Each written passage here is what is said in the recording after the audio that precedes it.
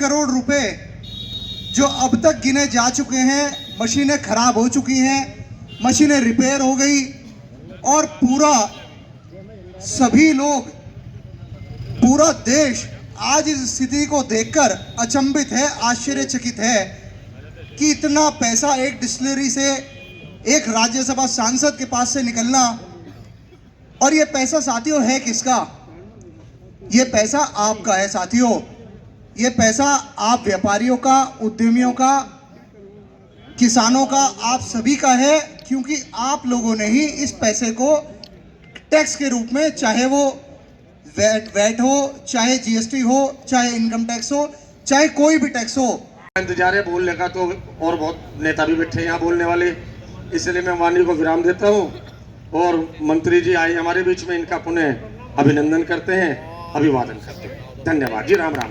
Congress party मुर्दाबाद, Congress party मुर्दाबाद। शर्म करो, शर्म करो, शर्म करो, शर्म करो, शर्म करो। कांग्रेसियों शर्म करो, कांग्रेसियों का भ्रष्टाचार बंद करो, बंद करो, कांग्रेसियों भ्रष्टाचार, सभी तेज आवाज में नारा लगाएं। कांग्रेसियों भ्रष्टाचार, बंद करो, बंद करो, कांग्रेसियों भ्रष्टाचार, बंद करो, बंद करो। सुरेश राणा जी, आग्रह करूंगा कि वे भी आए और विषय पर हम और मेरे से पूर्व वक्ता भी मैं सुन रहा था कि कांग्रेस और भ्रष्टाचार दोनों का सदैव सीधा संबंध रहा और लगातार भ्रष्टाचार के नए आयाम, नए रिकॉर्ड हमेशा कांग्रेस ने बनाए। और हमें अच्छे से याद होगा कि जब अखबार का हम पहला पन्ना खोलते थे तो लगातार 4 से 14 तक भी हमने देखा कि भ्रष्टाचार प्रमुख हेडिंग होता था कि आज ये घोटाला, आज वो घोटाला। और हम लोग भूले नहीं हैं कि 2G स्पेक्ट्रम घोटाला, एक ही घोटाला 1,76,000 करोड़ का घोटाला। हम सब आदरणीय मोदी जी, आदरणीय योगी जी के काम को देख रहे हैं। और मुझे लगता है कि 1,76,000 करोड़ रुपया उस समय यदि ग्रामीण विकास पे लग गया होता तो हमारा कम से कम एक न्याय पंचायत केंद्र जो 4-5 गांव से मिलकर के बनता है, कोई न्याय पंचायत केंद्र ऐसा ना होता जिस न्याय पंचायत केंद्र पर कोई ना कोई इंजीनियरिंग कॉलेज ना बन गया होता। इतना बड़ा घोटाला किया था। और एक ही घोटाला, इसके अलावा कोल घोटाला और तमाम, मतलब एक लंबी फहरिस्त है, 125 की सूची बना करके जारी की गई थी पार्टी के द्वारा कि इतने सारे घोटाले कांग्रेस के द्वारा किए गए। और मैं तो अभिनंदन करता हूं भारतीय जनता पार्टी के कार्यकर्ताओं का कि आपने देश में एक शानदार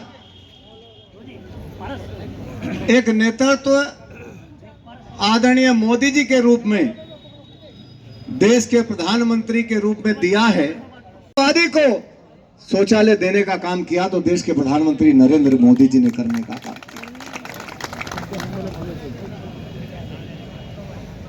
जिस तरह से बहुत सारे लोगों का तो सपना होता था कि किस तरह, कौन दिन आएगा जो हमें भी बैंक के अंदर जाने का मौका मिलेगा।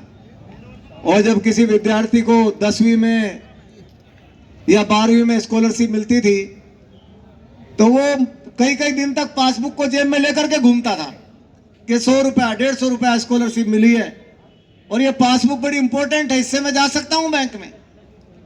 आम आदमी का सपना होता था बैंक के अंदर जा सकता हूं, नहीं जा सकता हूं। कांग्रेस ने इतना लूटा देश को कि इनके अलावा कुछ थे ही नहीं ऐसे जिनका कोई अकाउंट मेंटेन हो। लेकिन मैं आदरणीय प्रधानमंत्री जी को बधाई देना चाहता हूं कि आज पंडित दीनदयाल उपाध्याय जी के सपनों को पूरा करते हुए ऊपर से लेके नीचे तक छोटे से छोटा आदमी भी आज बैंक में जाकर के खड़ा हो सकता है, वो हिसाब मांग सकता है, हिसाब ले सकता है। भ्रष्टाचार उन्होंने स्वीकार किया था कि नहीं किया था? जब खुद ही प्रेरित कर रहे थे कि 1 रुपया चलेगा तो 10 पैसे पहुंचेंगे, माना मैं छूट दे रहा हूं। और आदरणीय मोदी जी आए तो पहले ही दिन संसद में बोला, ना खाऊंगा, और इसीलिए दुखी हैं लोग। कई कई तो मशीनें खराब होगी इसके नोट गिनते गिनते, बता रहे हैं 3-4 तो मशीनें ही बंद होगी, 50 सेल डाउन हो, और लग रहे हैं गर्म होगी, धुआं दिखा दिया। और अभी तो बता रहे थे, शायद अरविंद सिंघल जी बोल रहे थे कि अभी तो बहुत सारी चीजें ऐसी जिनका पता ही नहीं लगा। हमारे महामंत्री लोग बैठे हैं, दामोदर जी, पंकज जी, राजेंद्र जी, पुनीत जी, और पार्टी के सभी हमारे सीनियर लीडर बैठे हैं, हमारे प्रदेश कार्यकारिणी के सदस्य बैठे हैं।